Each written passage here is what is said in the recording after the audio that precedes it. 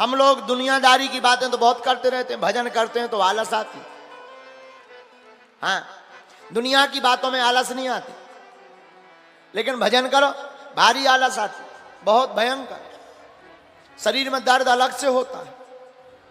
जैसे कई लोग गांव में कामचोर होते हैं, उनसे कहो भाई ऐसा काम कर, देखो भाई हमारा तो पेट दर्द है, हमसे ना कहो, दूसरों से कहो। बाकी बात, बाकी संसार की बात है। ऐसे ही एक बार हमें याद आ गई कथा एक, फिर आगे हम कथा में बढ़ते हैं विदुर चरित्र की तरफ। एक बार एक विदेशी कुत्ता भारत आया, विदेशी कुत्ता भारत आया। अब कुत्ता तो कुत्ता है, विदेशी कुत्ता भारत आया तो भारत के कुत्ता स्वागत करने पहुंचे।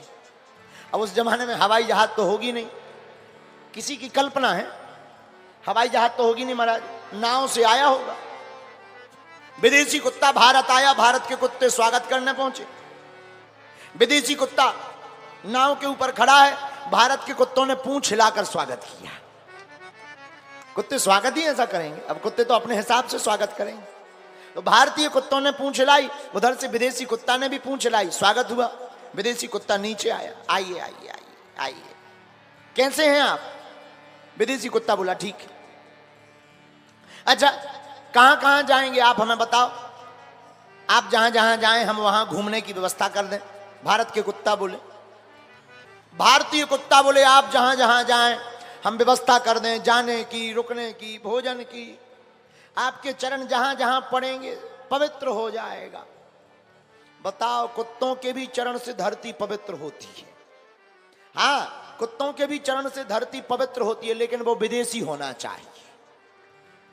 तो विदेशी कुत्ता से भारतीय कुत्ते बोले जहां जहां जाओ हम आपकी व्यवस्था करें।